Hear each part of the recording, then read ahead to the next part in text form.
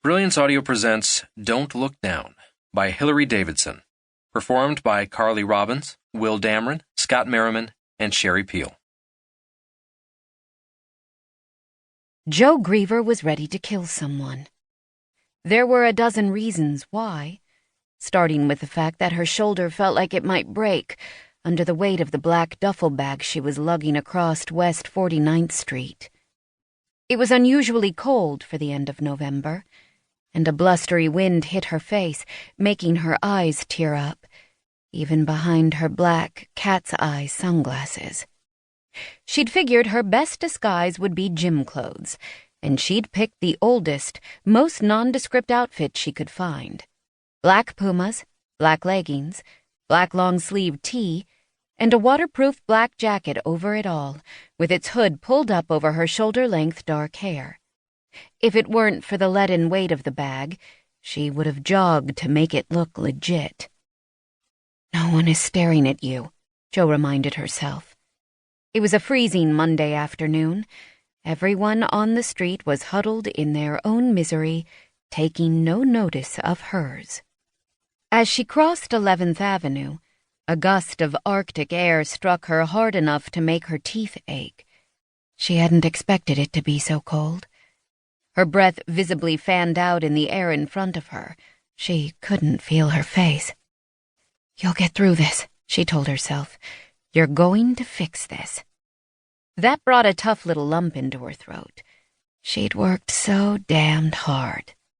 "Don't be a useless crybaby," hissed a voice in the back of her head, slapping Jo back to reality. When she found the right building on the north side of the street, number 631, she eyeballed it for security cameras. The only one she saw was a broken black shell with a missing lens and a shredded electric cord hanging down like a forlorn tale.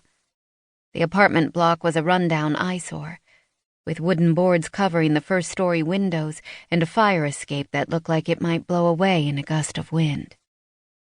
She opened the first door with a gloved hand. Inside, she found 2 rows of rusty buzzers with faded numbers beside them.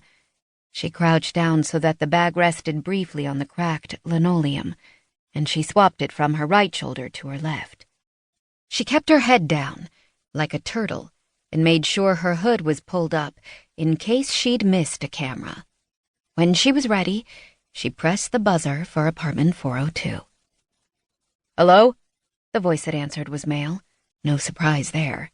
"I'm downstairs," Jo said. "Let me in." "Who is this?" The voice was gruff, biting off each word angrily. Jo paused, unwilling to say her name in case there was audio to go with the camera. Her blackmailer had enough on her already. She didn't need to hand him more material. "You know who this is," she snapped. "Open the door." There was a soft chuckle on the other end. "You're a tough little cookie, aren't you?"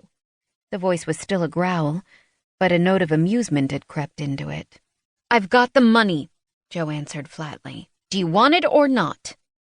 There was a heavy pause. It was long enough for Jo to wonder if he was toying with her like a cat with a mouse. He'd made it clear exactly what he knew about her, and Jo hadn't had a peaceful night's sleep since. Her blackmailer could tell her to go away and come back tomorrow, and she'd have to do it. He could order her to do just about anything, and she'd have to obey. She found herself holding her breath as she waited for him to answer. "Come on up," he said finally. "The lock on that door's broken anyway."